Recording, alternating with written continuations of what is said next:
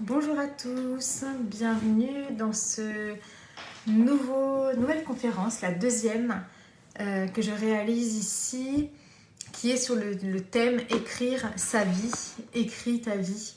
Voilà, donc bienvenue à tous ici.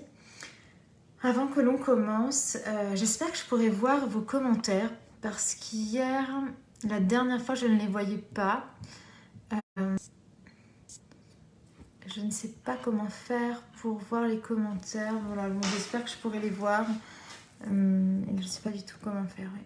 On verra, j'espère en tout cas. Sinon, je les verrai à la fin et j'y répondrai à la fin. Mais même si c'est mieux que je puisse les voir maintenant pour vous répondre pendant la séance, quoi, pendant la conférence.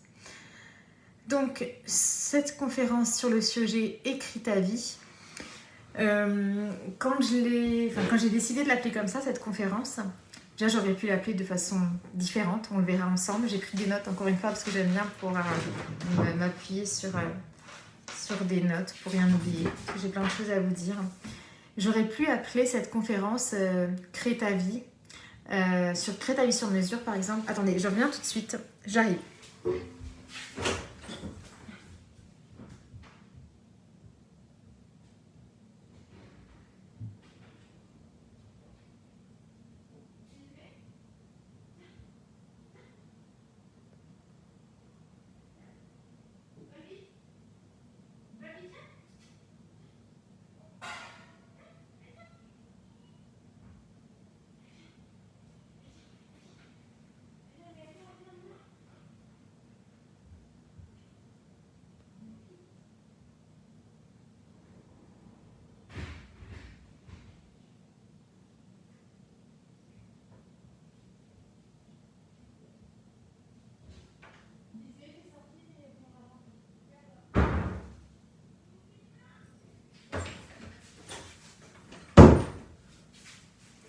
Désolée.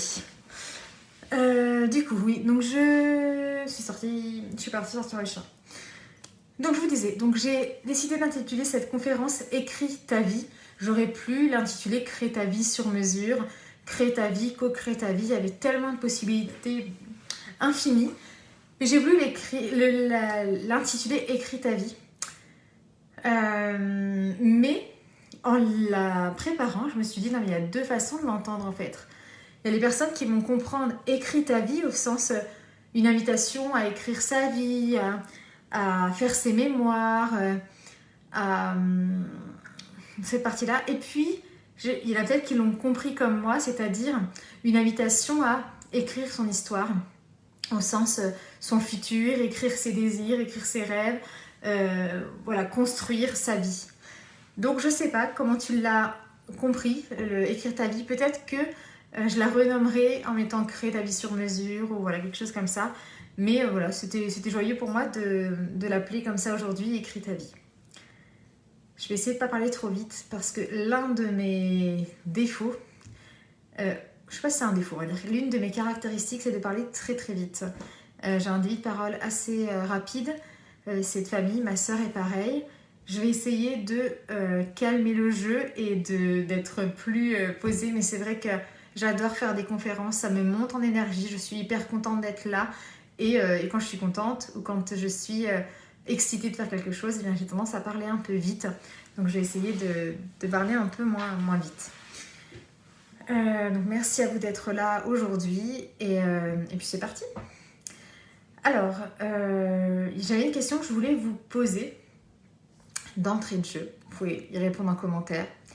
C'est, selon vous, quelle est la différence entre ceux qui ont le sentiment d'écrire leur vie et ceux qui ont plutôt l'impression, ou encore une fois le sentiment, de subir leur vie? Quelle est la différence entre ceux qui réussissent leur vie ou qui ont l'impression de la réussir, de la créer, d'en être acteur, et ceux qui ont l'impression d'en être spectateurs, voire les spectateurs et n'ont pas la main sur leur vie et la subissent un peu? Je vous laisse réfléchir à ça, écrire en commentaire ou écrire de votre côté. N'hésitez pas à partager. Si vous voyez cette conférence en replay, voilà, vous pouvez réfléchir et le mettre sur un papier. Et puis on va attaquer tranquillement. eh bien, est-ce que je vous donne la réponse maintenant? Peut-être. La différence entre les personnes qui ont l'impression de créer leur vie, de co-créer, d'être acteurs, et ceux qui ont l'impression de la subir, selon moi, ça tient à deux choses. C'est l'identité, l'image qu'ils ont d'eux, la représentation qu'ils ont d'eux-mêmes, donc on va appeler ça identité, et les choix, les décisions qu'ils font à chaque instant. Puisque nous faisons des choix à chaque instant, nous prenons des décisions à chaque instant, et même une personne qui dirait ben non, moi j'ai pas l'impression de faire des choix, eh bien un non-choix reste un choix. Ne pas choisir, c'est choisir quelque chose quand même. Ou c'est choisir le rien, mais choisir le rien, c'est choisir quelque chose quand même. Donc la différence pour moi elle réside là-dedans, dans les choix, dans les décisions que l'on va faire, et surtout le fait d'assumer et de s'engager dans ses choix. Ou bien de vite réaliser que l'on s'est trompé, de faire demi-tour et de changer de voie. C'est aussi possible, hein. Finalement, faire un choix, c'est essayer quelque chose, c'est tenter, et on peut du coup s'engager en disant voilà, je suis là-dedans, je m'engage pleinement, ou vite réaliser que c'est pas pour nous et vite faire demi-tour, faire marche arrière pour épouser un autre choix. Voilà, pour ne pas rester prisonnier de ça. En tout cas, comme j'aime à dire, comme la vie me l'a montré, tous les chemins, tous les choix et tous les chemins mènent à moi. Donc tous tes choix mènent à toi, tous mes choix mènent à moi. Donc si tous les choix mènent à toi, quoi que tu fasses, ce sera une invitation à mieux te connaître, à mieux te comprendre, à faire preuve de créativité et à te rencontrer, voilà, tout simplement. Peu importe que tu te trompes, que tu ailles dans une voie qui n'est pas faite pour toi, ou que tu ailles directement dans une voie qui est faite pour toi, ce détour va t'être utile pour mieux te comprendre, mieux te connaître. Je vais éteindre une lumière parce que j'ai mal aux yeux. Si j'éteins celle-là, ouais, ça va mieux comme ça. Donc, voilà ce que je voulais vous dire par rapport au choix qui est hyper important. Puisqu'on va parler un petit peu de philosophie, mais les stoïciens, pour les stoïciens, il y avait une fatalité, donc il n'y avait pas on co-crée pas sa vie, on ne crée pas sa vie. En revanche, là où on avait une liberté, c'était dans la capacité à accepter ce qui nous arrivait. Du coup, notre réaction était notre marge de manœuvre de liberté dans notre vie. Donc il y avait un destin et on ne pouvait pas y échapper, mais tout ce qu'on pouvait faire, c'est choisir la façon dont on allait y réagir, quoi. Mais un peu plus tard, Descartes, lui, a dit que la liberté, elle consistait justement à faire des choix ou à ne pas faire de choix. Donc, combien il l'a tourné il dit que la liberté consiste seulement en ce que nous pouvons faire une chose ou ne pas la faire. Voilà. Et ça nous ramène petit à petit à si tous les choix mènent à toi, qu'as-tu envie de faire aujourd'hui pour te réaliser? Si tous les choix mènent à toi, quel est le micro-choix que tu pourrais faire aujourd'hui, demain, s'il est tard, ce soir déjà, pour te réaliser, pour réaliser tes rêves, pour créer ton histoire, celle qui te ressemble. Si nous créons tous notre histoire, autant la créer grandiose, cette histoire. Je vois que quelqu'un est là, bonjour, n'hésitez pas à mettre en commentaire, je ne sais pas si je pourrais voir les commentaires, si je ne peux pas, je les regarderai après, j'y répondrai plus tard. Donc, réfléchis à ça, si tous les choix mènent à toi, eh bien, qu'as-tu envie de créer, qu'as-tu envie de faire, qu'as-tu envie d'écrire comme histoire, ta propre histoire. Je vous proposais, là, qu'est-ce que tu pourrais faire demain pour te choisir davantage et choisir tes rêves, quel que soit ton âge, parce qu'il n'y a pas d'âge pour avoir des projets, pour avoir des rêves, pour avoir des ambitions. Donc, même si tu es retraité, hein, voilà, on ne parle pas que aux personnes actives qui ont une entreprise ou un désir de créer une entreprise, c'est n'importe qui voilà, n'importe quel être vivant humain peut se demander quelle histoire j'ai envie de créer, qu'est-ce que j'ai envie de faire de ma vie, pour ne pas la regretter, pour ne pas vivre avec des regrets, pour ne pas passer à côté de ma vie, etc. J'ai décidé de vous donner des exemples pour illustrer ça. Donc, par exemple, moi, l'un de mes projets, l'un de mes rêves, c'est d'être encore plus reconnue comme conférencière. Moi, je fais des conférences depuis 2018. Ma première était en novembre 2018. Elle était devant 102 personnes. J'étais enceinte de ma première fille à ce moment-là, de 2 mois, ça ne se voyait pas. Et depuis ça, j'en fais régulièrement, mais pas assez à mon goût. Je sais pas, j'en fais peut-être... ça dépend, il y a des fois j'en fais 1 par mois, des fois ça peut être 3 par mois, puis des fois je peux passer 1 mois, 2 mois, 3 mois sans en faire. Donc, qu'est-ce qu'il faut faire pour réaliser ce projet? Eh bien, je l'ai découpé en 3 choses, en 2 choses. Je vais étayer, mais la première chose à faire, c'est d'adopter l'identité de ce que tu veux devenir. Donc, si je veux devenir conférencière, je dois d'abord, moi, me considérer comme conférencière. Je dois d'abord, moi, incarner à l'intérieur de moi-même l'identité de la conférencière. Ça veut dire qu'au quotidien, quand je travaille sur un projet, je dois le voir en tant qu'une conférencière. Je dois me sentir conférencière. Mais pas uniquement vis-à-vis de moi, cette identité, elle doit être aussi vis-à-vis d'autrui. Par exemple, quand on me demande mon métier, je ne dois plus seulement dire je suis psychologue. Je dois dire je suis psychologue et conférencière et je dois fusionner avec cette identité de conférencière comme j'ai fusionné depuis 18 ans maintenant avec l'identité de psychologue. Ça doit être naturel pour moi de dire que je suis conférencière. Donc il y a ce qu'on ressent à l'intérieur de soi comme cette identité et la façon dont on va le dire quand on se présente au monde.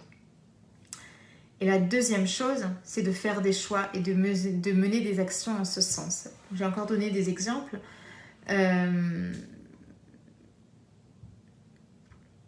Eh bien, l'exemple pour faire des choix et mener des actions, c'est que, par exemple, je voulais incarner l'identité de la conférencière, pas juste la psychologue qui de temps en temps fait des ateliers, des conférences. Avant c'était ça, hein.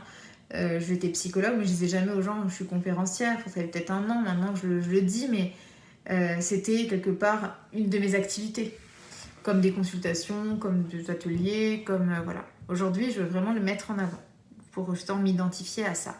Eh bien, dans mes actions, lundi, j'ai passé toute mon après-midi à écrire à des institutions, à des organismes autour de chez moi, donc dans mon département, ça peut même être dans la région, dans le pays où je suis. J'ai déjà fait le département, c'est déjà bien. Donc après, je ferai la région et le pays pour proposer mes services en tant que conférencière. Voilà, si je me dis conférencière, ben, je dois mener des actions en ce sens. Si je passe mon après-midi à lire ou à être sur le canapé à regarder la télé, alors j'aime pas regarder la télé, donc de temps en temps le soir, mais je ne suis jamais sur le canapé la journée, eh bien, j'ai beau me dire je suis conférencière, j'ai beau le dire aux gens je suis psychologue et conférencière quand on me demande ce que je fais dans la vie, si je n'incarne pas ce message, si je passe pas à l'action pour trouver des opportunités de l'être, eh bien je ne le serai pas. Donc concrètement, moi, qu'est-ce que j'ai fait à part cette demi-journée où j'ai écrit des mails pour dire voilà, je suis psychologue et conférencière, voilà ce que je peux vous proposer. J'ai aussi créé un groupe Facebook sur lequel vous êtes aujourd'hui, justement, où j'ai créé ma propre scène. En fait, j'attends pas que quelqu'un m'invite. Avant, on m'invitait, ça veut dire qu'on m'appelait en me disant voilà, est-ce que ça te dit d'animer une conférence sur la résilience, sur les écrans pour les enfants, sur la parentalité, sur... On faisait des choix, on faisait des propositions et je répondais oui ou non. Mais j'attendais toujours que quelqu'un me propose. De moi-même, je ne me suis pas dit tiens, si j'en ai organisé 2 en vrai, mais gratuites, mais en mon nom propre, je crois que j'en ai jamais fait. Non, j'en ai jamais fait en mon nom à moi. C'est toujours une invitation d'une association, d'une structure qui recherchait une psychologue pour, voilà, donc soit on me connaissait ou on me connaissait pas, on me démarchait par hasard. Ou parce que quelqu'un m'ait parlé de moi et voilà, moi je disais ok, je préparais la conférence qu'on m'avait commandée, je répondais à une commande. Aujourd'hui je me suis dit ok, je vais pas attendre tout le temps que quelqu'un me demande, en plus je déménage, je change de région, c'est encore plus difficile, moi je vais créer ma scène. Donc j'ai créé ce groupe Facebook tout simplement pour créer ma scène et c'est sur cette scène que je vais réaliser des conférences que j'espère qui contribueront à plein de personnes. On est déjà 30 sur ce groupe, donc merci déjà, hein, c'est super. Et du coup, voilà, ça m'invite, c'est un engagement vis-à-vis de moi-même, à être là toutes les semaines avec des sujets qui m'animent, qui sont issus de mon quotidien, de ce que je vis. Et hop, je transmute ça, j'en fais un terreau fertile et je donne une conférence là-dessus, un enseignement, un partage à ceux qui le souhaitent. Donc voilà, c'est si vous avez bien retenu, c'est à la fois adopter une identité de ce que l'on voudrait être, du projet que l'on veut. Voilà, si votre projet c'est de voyager, eh bien, il faut déjà adopter l'identité de la voyageuse, de l'exploratrice, de l'aventurier, et puis de faire des choses. Donc ça va être peut-être se renseigner sur un pays, sur un périple, contacter des agences, aller voir sur internet, peut-être acheter un sac à dos. Enfin, il y aura des démarches à faire, en fait, des actions à mener, des choix à prendre. Les choix, ça peut être, bah, tiens, quand est-ce que je veux partir en voyage? Bah, ce sera en juillet, donc je pose mes vacances, ou j'en informe mes proches, enfin, voilà. Et qu'est-ce que je voulais vous dire aussi par rapport à ça? Donc là, je vous ai donné mon exemple de conférencière, voilà, pour que ça parle à tout le monde, mais j'ai aussi un rêve d'être reconnue en tant qu'écrivain, même si j'ai écrit un premier livre qui est le fruit d'un master de recherche, qui n'est pas vraiment un livre à proprement parler, parce qu'il est plus imbuvable qu'un livre storytellé, mais bon, il est quand même, je le trouve très riche. Je trouve que c'est un livre qui est génial pour piocher. Il y a une personne qui l'a acheté qui m'a dit c'est génial, tous les soirs je pioche un petit morceau dedans. Et voilà, donc c'est vraiment ça, on pioche un petit morceau dedans et on réfléchit et on voit ce que ça génère en nous, quoi. Et pour mon rêve de devenir écrivain, effectivement, si j'écris pas, j'aurais beau m'identifier à l'écrivain, j'aurais beau le dire, j'aurais beau le penser, il se passera rien. C'est bien parce que je vais écrire moi tous les jours, que je vais partager mes écrits, que quelque chose pourra se faire. Si je passe pas à l'action, bah, rien ne se passera. Si j'avais juste fait mon mémoire sans l'auto-publier, eh bien, je ne serais pas encore écrivain. Enfin, en tout cas, je ne serais pas encore auteur. Écrivain parce qu'effectivement, j'écris dans mon carnet ou j'écris un mémoire, mais pas auteur au sens où bah, j'ai publié un livre et la personne peut l'acheter et s'y référer et ça peut l'aider dans sa vie de tous les jours, quoi. Je vais mettre mes lunettes parce que j'ai un peu mal aux yeux, mais je ne les vois pas. Je les oublie quelque part. C'est pas grave. Qu'est-ce que je voulais vous dire d'autre? Oui, là je vous parle très business, mais voilà, prenons un autre exemple par rapport à ma vision de parentalité, devenir une maman consciente, présente, disponible depuis que mes enfants sont nés, enfin, depuis ma première est née du coup. Eh bien, ça demande aussi de travailler sur son identité, sur ses croyances, sur ses conditionnements, libérer des blessures aussi, des traumas si besoin pour se libérer des schémas dysfonctionnels qui sont, je trouve pas le terme, qui sont plus cohérents, c'est pas ce terme-là que je cherche, voilà, qui sont en inadéquation avec l'identité que l'on souhaite aujourd'hui. Et bien sûr, faire des choses. Si par exemple, j'ai des blessures de mon histoire de vie, des expériences, et que quand mon enfant fait quelque chose, je suis en réaction, soit par la peur, la colère, l'anxiété, etc. Eh bien, si je ne travaille pas ça, en avoir conscience, c'est déjà bien, mais ça ne suffit pas. Donc, l'action que je pourrais mener, c'est bah, tiens, je fais un travail sur moi pour guérir ma peur, je ne sais pas, une blessure de quelque chose. Et cette guérison, ce travail que je fais sur moi va me permettre de mettre en place de nouveaux comportements et de réagir différemment la prochaine fois que je suis confrontée à cette situation. Donc, dans tous les cas, créer sa vie, écrire son histoire demande d'avoir conscience de qui l'on est aujourd'hui, de ce que l'on désire vraiment, s'identifier à et mettre en pratique, quoi, mettre en action tout ça. Justement, et quand je vous dis s'identifier à, ça me fait penser, les Américains, ils disent faire comme si, do as if, fait comme si. Donc ça commence déjà par faire comme si on était déjà conférencier, écrivain, ou une maman patiente, sereine, disponible. Voilà. Il y a déjà l'incarner en faisant comme si, même si aujourd'hui c'est loin de qui l'on est, eh bien c'est cesser de voir ce que l'on voudrait être en séparation de nous-mêmes. Si je veux être reconnue en tant que conférencière, il faut que j'arrête de voir les conférenciers comme séparés de moi. Si je veux devenir écrivain, il faut que j'arrête de voir les écrivains comme séparés de moi-même. Si je veux devenir une maman encore plus sereine, encore plus disponible, il faut que j'arrête de voir les mamans sereines et disponibles en séparation de moi, puisque c'est déjà moi. En tout cas, c'est déjà une partie de moi qui tend à se réaliser, qui tend à s'incarner sur cette terre. Et du coup, les Américains aussi, ils disent, en fait, pas besoin de dire, donc il faut effectivement, pour le business, il faut bien dire je suis conférencière, j'écris ou je veux devenir écrivain, ou Il faut informer, mais pour la parentalité ou pour d'autres projets, il faut simplement l'incarner. En tout cas, il faut plus l'incarner que de le dire. C'est facile de dire je suis conférencière et finalement de rien faire. Ça veut dire que je peux très bien partir dehors, là, sortir dans la rue, quelqu'un me demande vous faites quoi dans la vie, je peux très bien lui dire je suis conférencière et finalement ne donner aucune conférence, ne pas écrire pour en donner, ne pas ne rien faire dans ma vie pour que ça pour pouvoir l'incarner. Donc les Américains ils disent show don't tell, montre mais ne le dis pas. Plutôt que de dire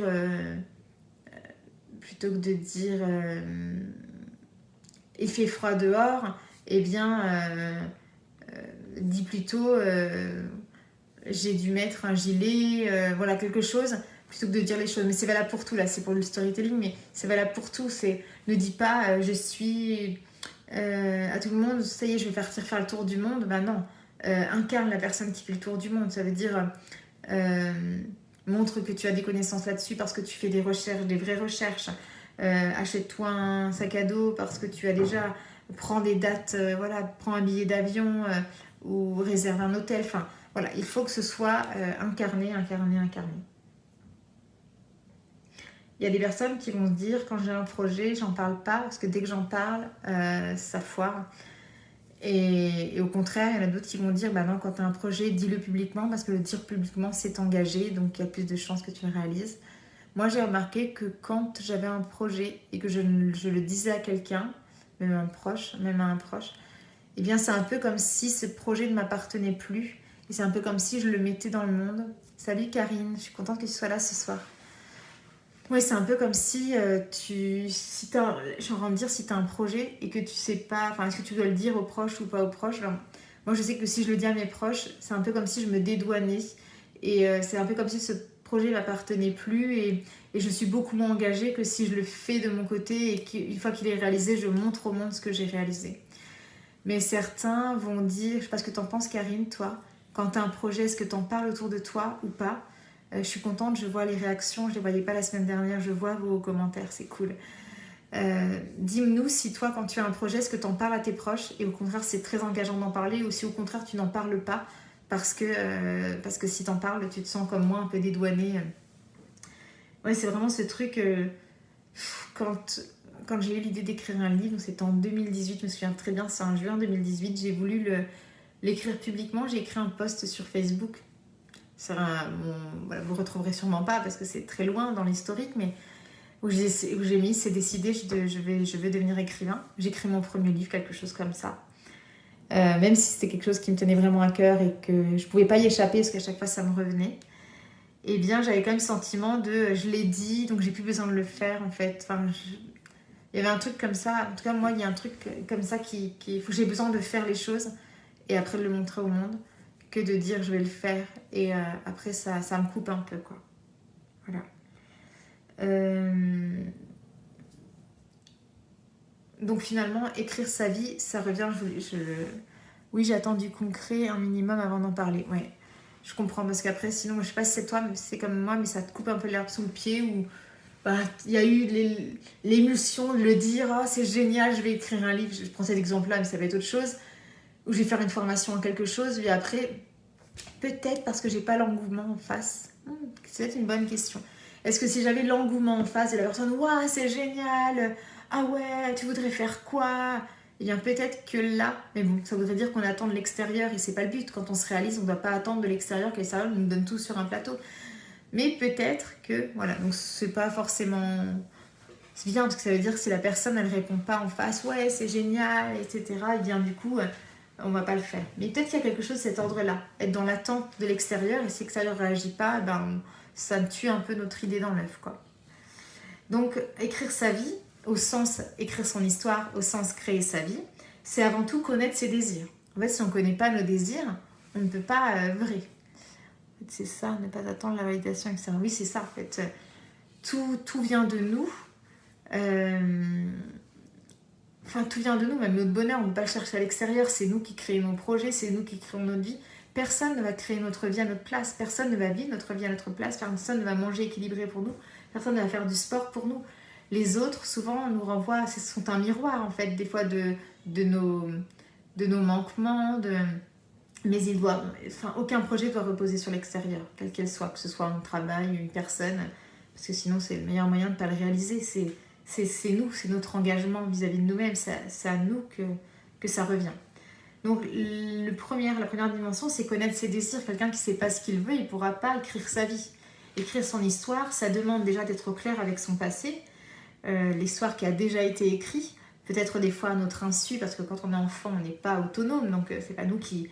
J'ai plus envie de dire que quand on est enfant, une histoire s'écrit plus que l'on écrit vraiment une histoire. On écrit plus vraiment notre histoire à partir de l'adolescence, où on a plus de souvenirs, où on se sent plus acteur, etc. Et encore plus adulte, où on a moins de freins, on est plus libre de faire ce que l'on veut, dans le respect des lois et des règles sociales. Et écrire son histoire, c'est être clair avec son conditionnement et savoir à quel point on est encore conditionné et à quel point nos habitudes au quotidien, nos choix au quotidien sont encore le fruit de conditionnement, donc pas libre, et à quel point je me suis libérée de ça pour pouvoir écrire mon histoire, celle qui m'appartient, créer ma vie sur mesure finalement. Même si quand j'y crée ma vie sur mesure, je dirais plutôt co-créer, parce que on n'est pas Dieu, on n'est pas l'univers, c'est pas nous qui allons créer toute notre vie.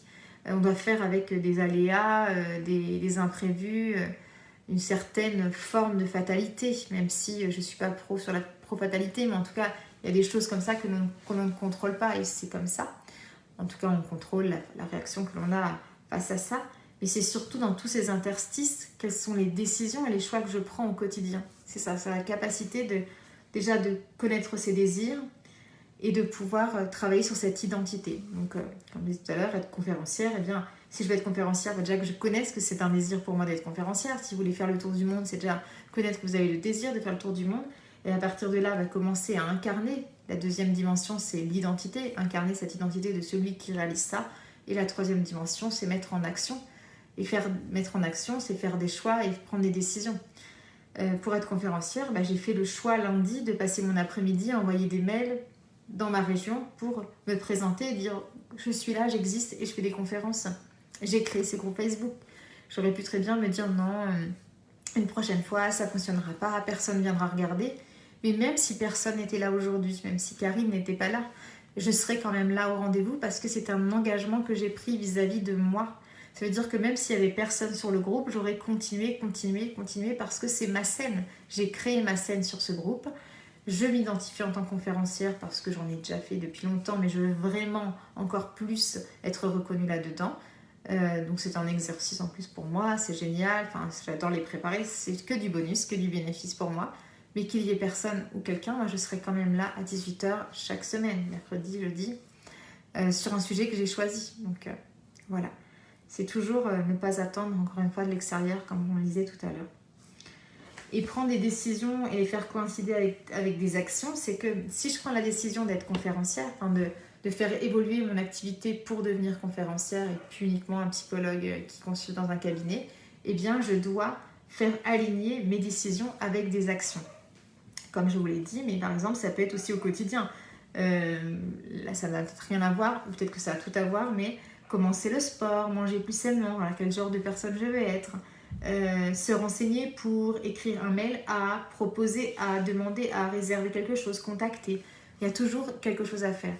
Et là, si vous pensez à votre vie, votre avenir, quels sont vos rêves les plus grands? Parce qu'encore une fois, si c'est nous qui écrivons notre histoire ou qui co-créons notre histoire, autant l'avoir grandiose, autant s'autoriser à rêver. Si vous voyez grand là, qu'est-ce que vous aimeriez faire? Peu importe votre âge, que ce soit pro, perso, quel est votre grand rêve, votre grande ambition? Posez-vous cette question, n'hésitez pas à le mettre en commentaire si vous voulez. Et à partir de là, demandez-vous comment demain je peux me rapprocher de ça. Voilà, lundi, quand j'ai pris cette demi-journée, j'aurais très bien pu faire autre chose. J'aurais très bien pu faire un truc, autre chose, lire, je sais pas, autre chose. Me dire il y a quelque chose de plus important à faire, un métier plus important à faire. Et puis, c'est aussi travailler sur... là, quand on écrit des mails, il faut être clair avec sa blessure de rejet parce qu'on peut avoir des refus. Il faut être clair avec sa blessure d'abandon, sa blessure d'injustice, d'humiliation, j'en ai oublié une.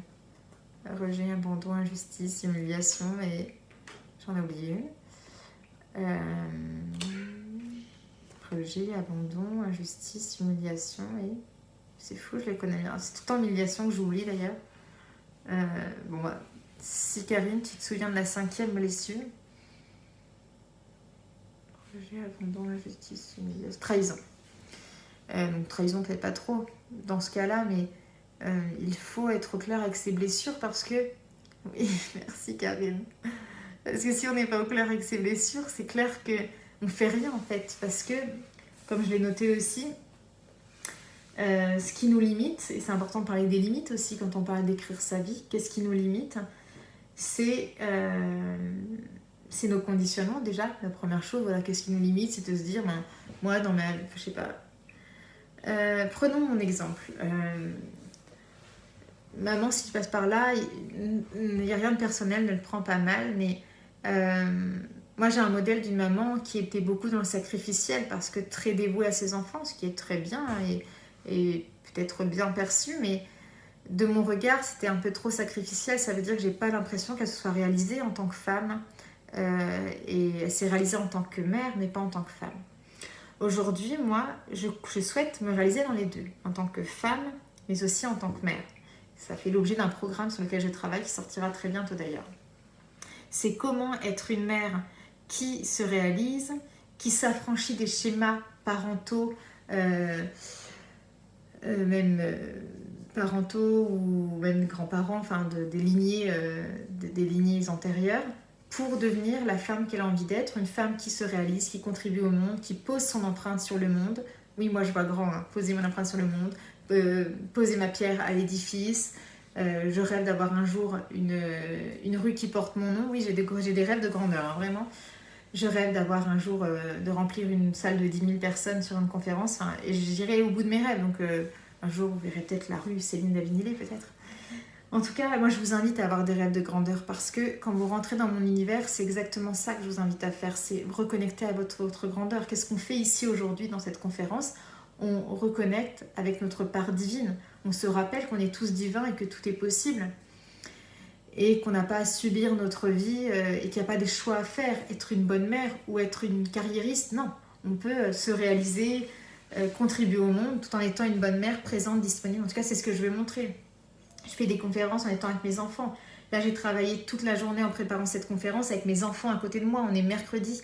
Je ne fais plus l'IEF. Avant, je faisais l'IEF, donc j'étais tout le temps avec mes enfants. Ma fille va à l'école, elle est là aujourd'hui puisqu'on est mercredi. Et pourtant, j'ai eu le temps de la préparer. J'ai l'aide précieuse de ma belle-mère, bien sûr, hein, qui n'est pas là tout le temps, mais qui est là et qui me permet de travailler. Mais toujours est-il que je suis quand même beaucoup avec mes enfants toute la journée. Ma petite vient téter pendant que je prépare mes conférences. Enfin, je tiens vraiment à être cette mère présente, disponible, consciente, qui ne reproduit pas des schémas, qui ne surréagit pas à des situations, qui décide d'être la mère qu'elle a envie d'être et pas forcément issue de conditionnements qu'elle a reçus elle-même de son éducation, de la société, de sa culture, de sa famille. Et de me réaliser dans ce que j'aime faire en contribuant au monde parce que j'ai des rêves de grandeur, parce que je suis persuadée que j'ai une mission sur cette vie et que je suis appelée chaque matin à la réaliser. Chaque matin quand je me lève, je me pose 2 questions. Comment je vais pouvoir me réaliser aujourd'hui en contribuant au monde et comment je vais pouvoir être présente, disponible et consciente pour mes enfants.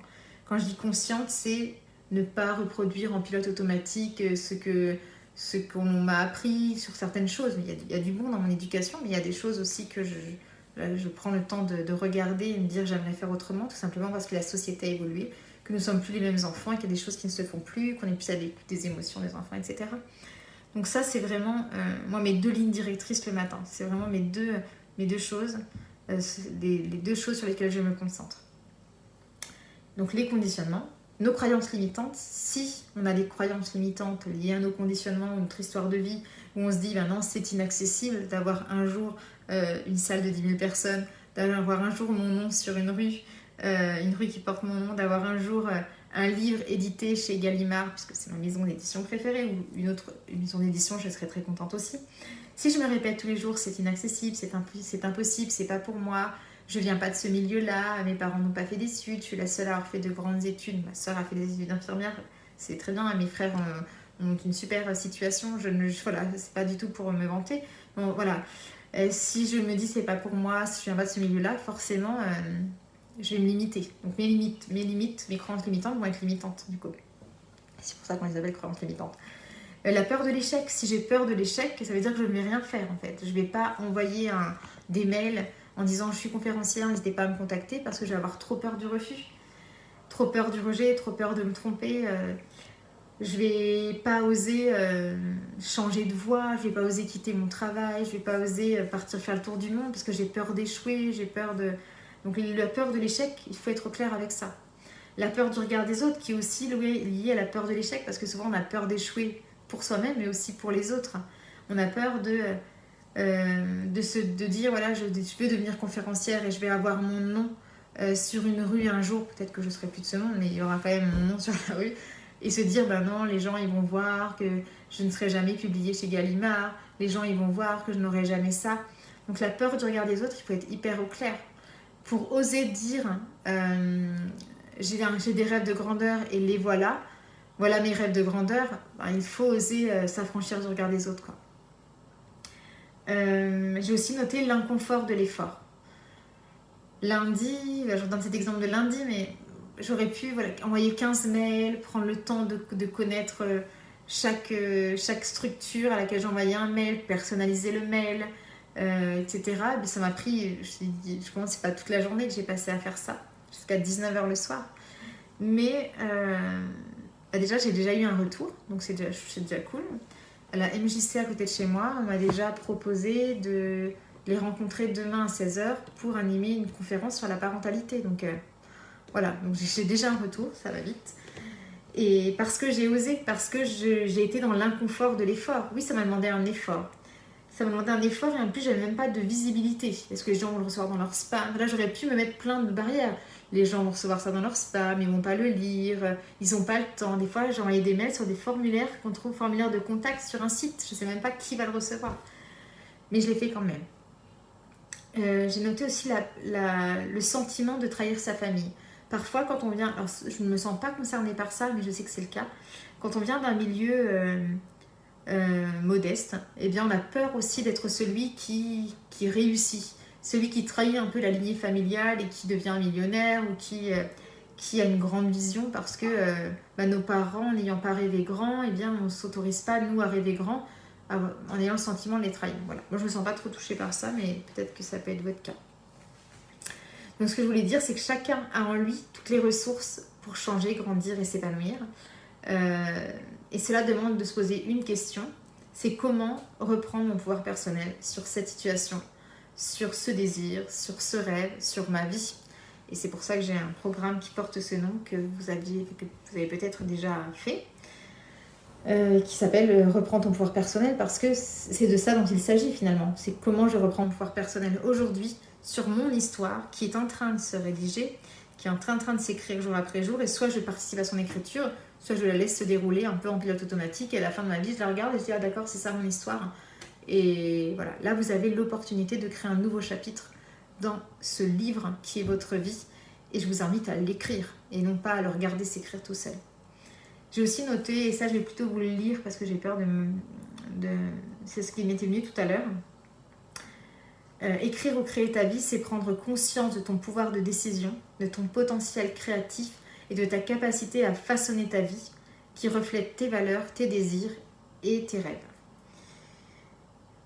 N'hésitez pas à me mettre en commentaire ce qui vous empêche, vous, d'y croire et de passer à l'action. Je ne sais pas si c'est toujours là, Karine, mais si t'es toujours là, n'hésite pas à noter qu'est-ce qui t'empêche, toi, concrètement. Quelles sont tes limites? Est-ce que c'est plutôt les conditionnements, les croyances limitantes, la peur de l'échec, la peur du regard des autres, l'inconfort de l'effort ou le sentiment de trahir ta famille? Et puis, je voulais vous parler, ça fait déjà 40 minutes, 45 minutes qu'on est ensemble, ça passe très très vite. Je voulais aussi vous parler de la vision. Et pas tout, donc j'ai encore plein de choses à vous dire. De la vision. Parce que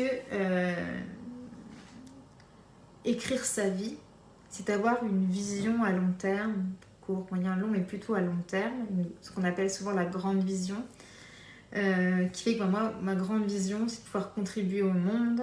J'ai des idées, parce que c'est pas juste contribuer au monde, j'aimerais que les gens se déconditionnent pour se réaliser. Ça veut dire pour ne pas passer à côté de leur vie. Et surtout, ces derniers temps, tout ce que je fais, c'est plutôt pour les parents et plutôt pour les mamans, puisque je pars de qui je suis et je veux travailler avec des gens qui me ressemblent. Donc, ça peut être des femmes qui ne sont pas mamans, parce que j'ai aussi des amis qui ne sont pas mères et que j'aimerais, voilà, c'est le type de profil que j'aimerais accompagner. Mais je me sens proche d'accompagner des femmes qui veulent se réaliser, mais aussi des mères qui veulent se réaliser tout en ayant un équilibre. Et celles qui ne sont pas mères ont aussi un équilibre à trouver entre leurs conjoints, des fois leurs parents, des fois leurs grands-parents de qui elles s'occupent.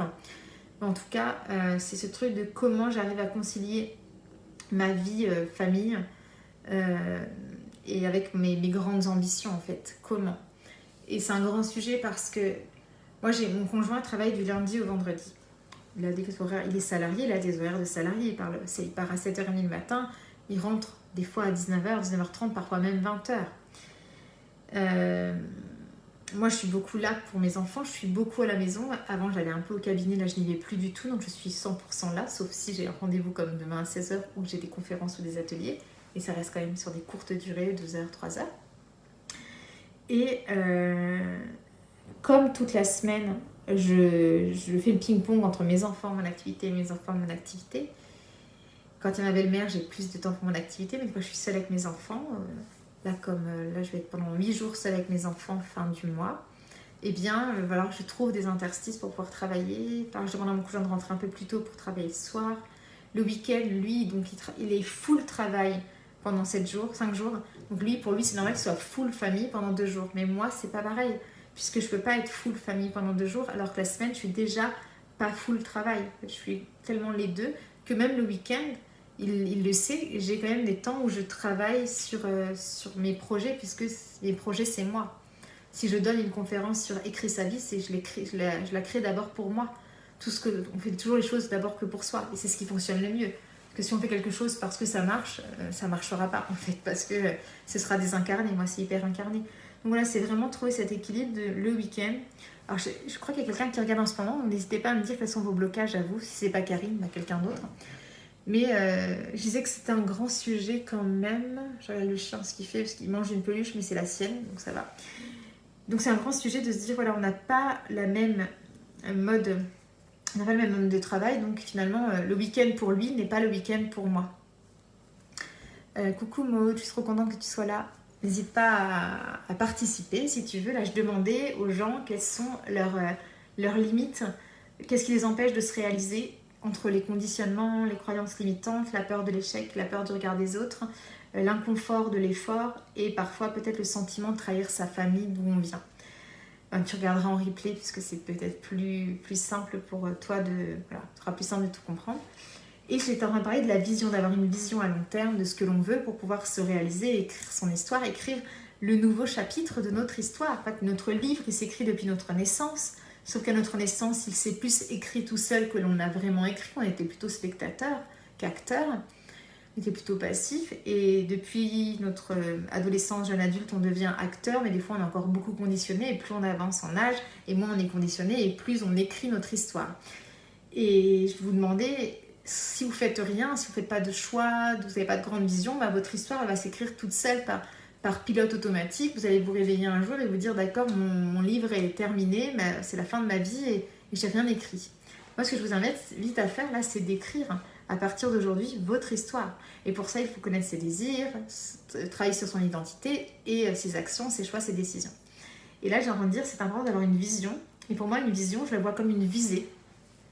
C'est qu'est-ce que je vise, qu'est-ce que je vois, qu'est-ce que je vise, vision visée, c'est avoir une hygiène personnelle et une éthique personnelle. Parce que si je dis, je veux devenir écrivain, conférencière et je veux contribuer au monde entier, un maximum de monde, mais que tous les jours, je scrolle sur les réseaux, je lis des petits livres par-ci par-là, je vais me promener, ça va pas arriver, je vais pas écrire de best-seller, je vais pas me retrouver dans une salle avec 10 000 personnes si tous les jours je ne crée pas ma scène sur les réseaux, que j'écrive pas à des gens pour dire hello, j'existe, je suis conférencière. Donc ça demande quand même d'avoir une vision assez claire de ce que l'on veut et de mettre en place des stratégies. Même si c'est des stratégies de cœur, parce que moi je suis pas très douée en stratégie, mais en tout cas j'ai l'impression que tout ce que je fais, ça ressemble à la stratégie, mais c'est d'abord tout très intuitif. Et donc quand je parle d'hygiène, bah, effectivement, si on se lève à 11 h le matin, ou si on n'accompagne nos enfants à l'école et on se recouche, ou si on est salarié et qu'on n'a pas donc, le choix et on va au travail, et que quand on rentre le soir, on est trop fatigué, et le week-end, on a autre chose à faire que de travailler sur son side project, donc son projet qu'on a à côté, et bien, un projet de cœur, et bien ça n'avancera pas.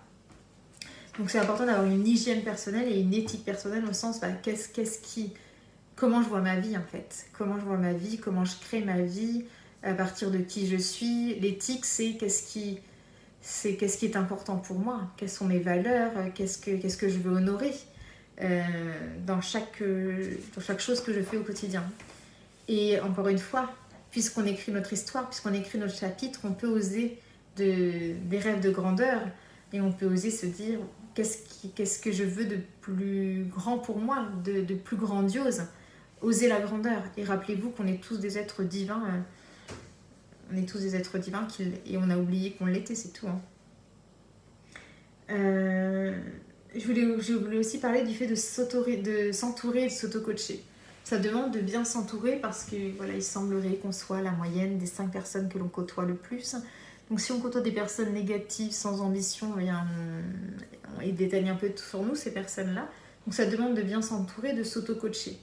Ça veut dire qu'un jour où on a du temps libre, bien soit on prend son téléphone et on scrolle sur les réseaux, mais rien ne se passera dans nos projets, ou au contraire, on va prendre ces 10 minutes pour réfléchir sur un programme que l'on veut créer, ou un livre que l'on veut écrire, ou rédiger un post.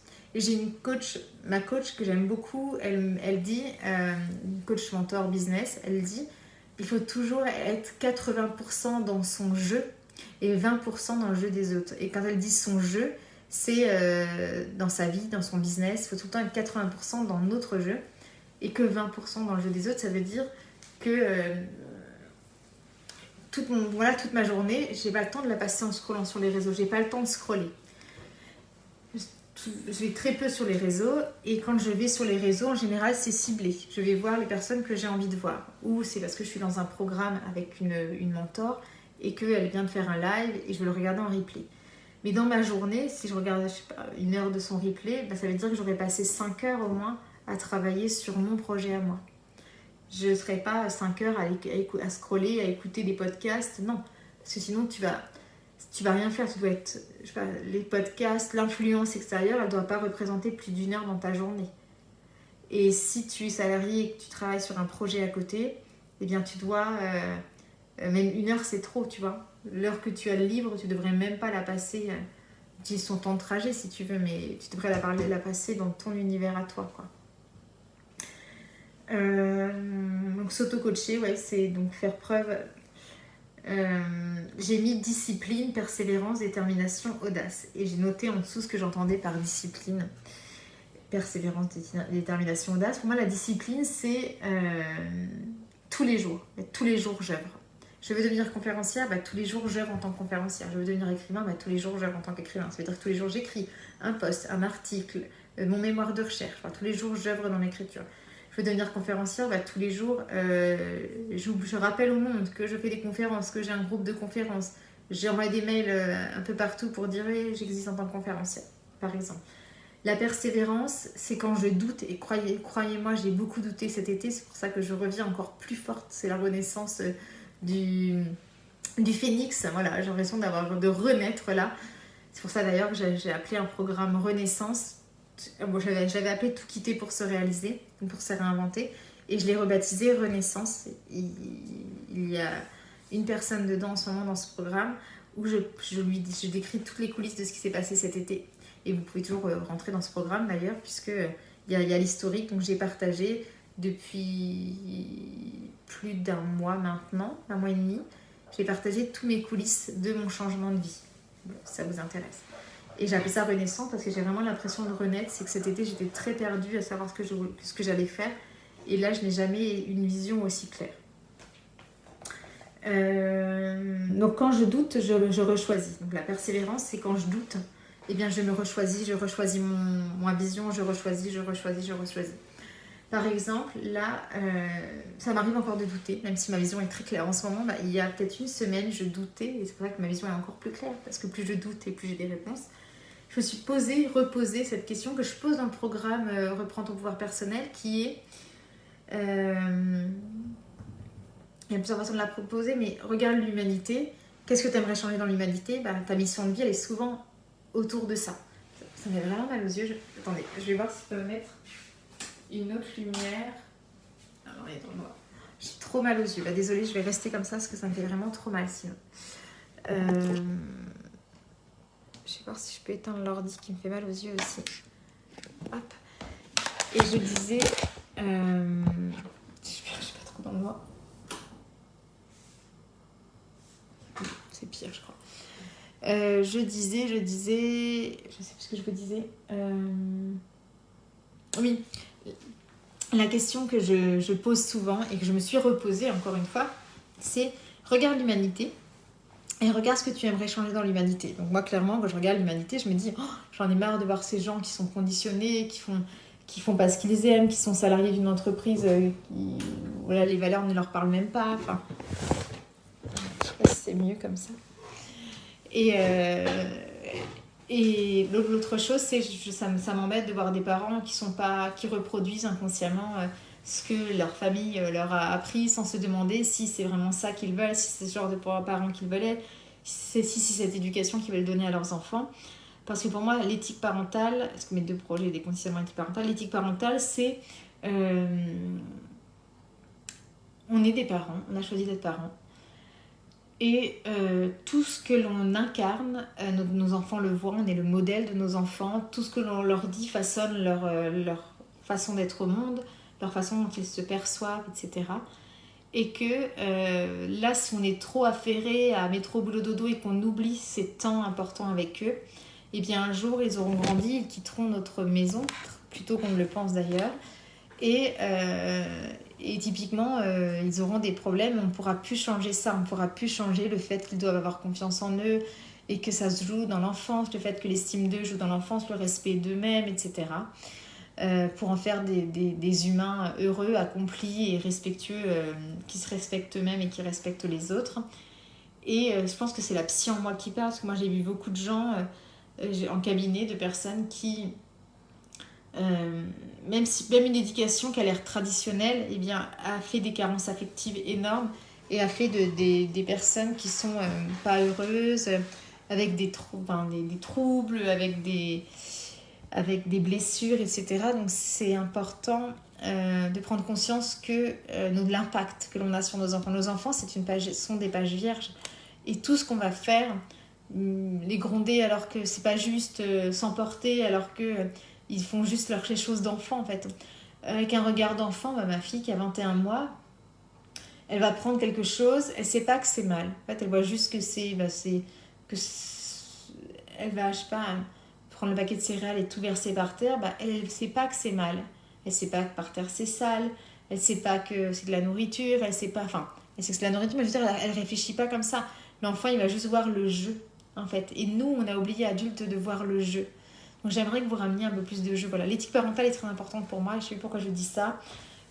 Parce que oui, en me posant cette question-là, tout de suite j'y vois plus clair. À chaque fois, c'est déconditionnement éthique parental. Déconditionnement éthique parental. Il n'y a pas 36 solutions. C'est que depuis le début, et ceux qui me connaissent le savent, j'ai deux grandes choses qui m'animent, c'est le déconditionnement et l'éthique parentale. Mais j'en ai douté. Voilà, j'ai rendu mon mémoire, j'ai auto-publié ce mémoire de recherche. Et je me suis dit, ok, et puis j'ai vu que tout le monde parlait de déconditionnement. Quand j'ai fait mon mémoire, j'ai vu que plein d'auteurs parlaient du déconditionnement. Quand je vais sur les réseaux, je vois que plein de gens parlent du déconditionnement, plein de coachs parlent du déconditionnement d'une autre façon. Mais je me suis dit, est-ce que c'est vraiment ça? Du coup, c'est comme si je trouvais les sujets que la vie m'avait assignés, comme si la mission que la vie m'avait assignée n'était plus glamour, quoi. Je disais, j'ai envie un truc un peu plus joyeux. Comme si je refusais cette mission que l'on m'avait donnée. Et à chaque fois que je me pose cette question, qu'est-ce que je veux changer dans l'humanité, qu'est-ce que j'aimerais voir différemment et comment je veux contribuer, c'est toujours ça qui ressort. Le déconditionnement, la réalisation de soi, l'éthique parentale, la parentalité consciente, positive, etc. La détermination, donc j'ai mis, j'utilise tous les outils à mon pouvoir. Donc, quand on est déterminé, eh bien, on va utiliser tous les outils à notre pouvoir. Je dois faire connaître en tant que conférencière, j'utilise les réseaux sociaux, j'utilise les mails, j'utilise Internet, voilà. Je fais des recherches, j'utilise tout ce qui est en mon pouvoir. Ça, c'est important.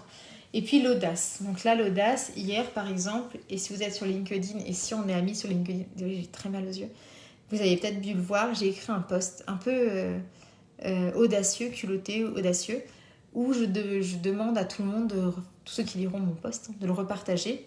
Et qui a écrit avis aux rédacteurs de magazines et aux éditeurs.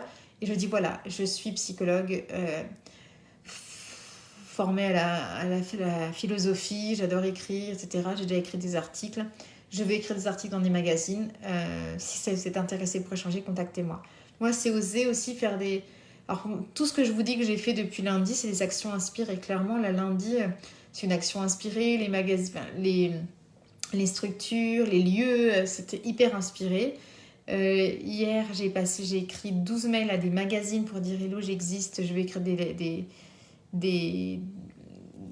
articles dans des magazines. Donc j'ai passé du temps à connaître la ligne éditoriale de chaque magazine, etc.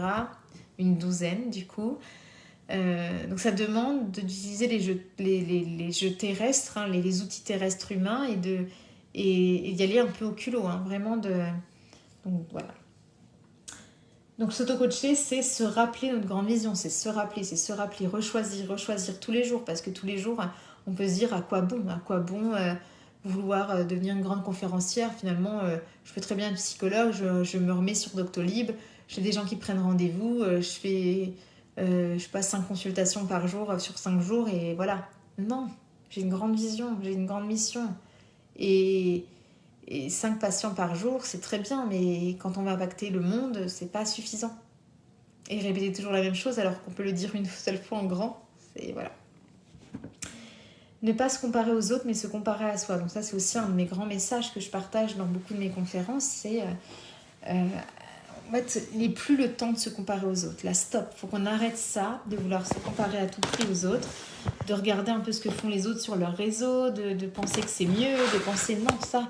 Maintenant, il est temps de se reconnecter à soi et retrouver ce qui est bon pour soi.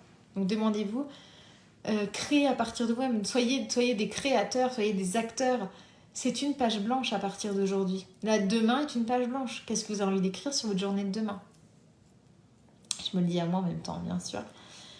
Donc voilà, pour ne pas se comparer aux autres, je pourrais en parler longtemps, mais c'est vraiment ça. Comparez-vous à vous-même, le chemin que vous avez parcouru. Votre livre, il est à la moitié, là, peut-être même pas. Pour certains, c'est même pas à la moitié. Je pense, j'ai quel âge ? 36 ans maintenant, il me reste, si je vis 100 ans, il me reste encore longtemps. Donc il n'est même pas écrit à la moitié, donc j'ai encore beaucoup de choses à écrire. Donc j'en ai de belles pages blanches devant moi, voilà. On a plein de belles pages blanches devant soi. Donc qu'est-ce qu'on va en faire ? Et le temps qu'on passe sur les réseaux à se comparer, un tel fait ceci, un tel fait cela. Moi, ça m'est déjà arrivé de demander à mes coachs, de vouloir et de demander à mes coachs mentor business, ma coach mentor business, comment elle avait fait pour créer sa tournée de conférences, etc.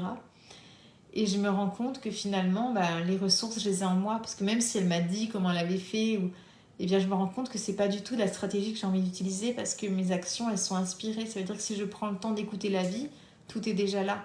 En fait, le fait de vouloir œuvrer pour la parentalité, ça fait longtemps que c'est là. Depuis que je suis devenue maman, mais je le niais en me disant non, j'ai pas envie de... Ça me venait, ça repartait, ça me venait, ça repartait. Parce que je voulais pas le voir, en fait, que c'était dans ma mission de vie. Jusqu'à ce que je me dise, je vais rédiger une éthique parentale. Mais même là, encore... Là, c'est vraiment récemment, je me suis dit, non, mais c'est clair, je vais faire un programme pour aider toutes les mamans à se réaliser et à être la meilleure maman pour leurs enfants. J'ai même changé ma bio Instagram, d'ailleurs. Et j'alimente un peu plus mon deuxième compte Instagram, qui s'appelle Éthique parentale. Donc, encore une fois, apporter sa pierre à l'édifice, laisser son empreinte sur Terre, avoir de grands rêves, de grandes ambitions.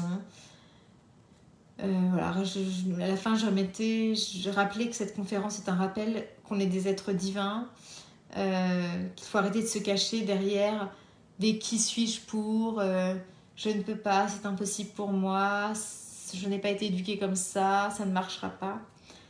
Et j'ai mis rêve de contribuer tellement au monde, oui. Rêver de contribuer tellement au monde, mais d'abord en contribuant à un autre monde. En fait, si je voulais à tout prix être conférencière et écrivaine reconnue, mais que j'étais pas une bonne mère ou une bonne conjointe, bah, j'aurais honte, je culpabiliserais. Enfin, c'est d'abord être la meilleure version de moi, si on peut encore parler comme ça, parce que c'est assez galvaudé, mais en tout cas, donner le meilleur de moi-même déjà à mon monde, à mon univers, à ma famille, à mes enfants, à mes proches, à ma soeur, à mes frères, à mes parents, à mes amis.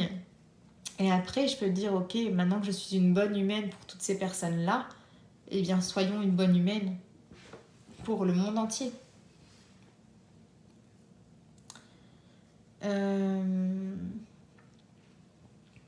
Et je vous disais, voilà mes rêves de grandeur, avoir un jour une rue à mon nom, je sais pas pourquoi, c'est un rêve que j'ai depuis longtemps. Un désir enfoui de voir une rue porter mon nom un jour, je trouve ça fascinant. De remplir des salles de conférence de 10 000 personnes, voilà, le plus que j'ai fait, c'est une centaine, on en est loin, ça viendra, j'y crois. Être invitée sur les plateaux télé, je rêve d'être invitée sur le plateau télé de la grande librairie. Et des maternelles, bizarrement. Parce que j'ai beaucoup regardé les maternelles quand j'étais enceinte de Lively. Et il y avait plein de psychologues, d'experts. Et je me dis, mais moi, j'aimerais trop être à cette place-là. Pourtant, je faisais rien pour parler de la parentalité jusque-là. Je savais que j'avais envie d'écrire une éthique parentale. J'ai des rêves de grandeur pour cette éthique parentale. Pour moi, j'aimerais que ce soit limite une obligation pour chaque parent, dans les PMI, même auprès des sages-femmes, des gynécos, quand une personne veut devenir parent, qu'elles doivent se poser cette question sur l'éthique parentale, quel parent je veux être, pourquoi je veux devenir parent. Ne serait-ce que le pourquoi je veux devenir parent. Il y a tellement de gens qui deviennent parents par mimétisme, par effet de société, que c'est important de se dire, mais est-ce que j'ai vraiment envie de ça? Est-ce que c'est vraiment ça qui m'anime? Parce qu'il y a des personnes qui font des enfants sans se poser de questions si elles le veulent vraiment, quoi. Et qu'est-ce que ça implique? Parce que devenir parent, c'est prendre conscience qu'on est conditionné et qu'on va réagir parce que nos parents faisaient comme ça, donc on va avoir les mêmes strates, les mêmes schémas inconscients, involontaires qui sont difficiles à déloger.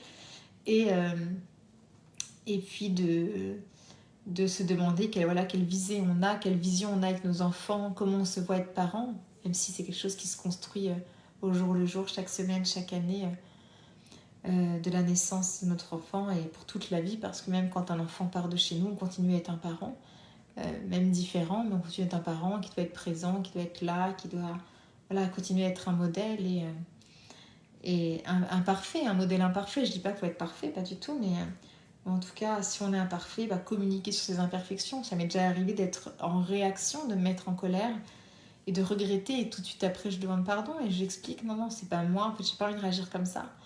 Mes parents réagissaient comme ça, je les aime, hein. S'ils passent par là, je les aime, c'est pas un sujet. Mais il y a des réactions qu'ils ont eues que j'ai pas envie d'avoir, tout simplement. Et c'est ok, j'ai le droit et vous avez le droit. Sans les culpabiliser et sans me culpabiliser. Je les culpabilise pas du tout.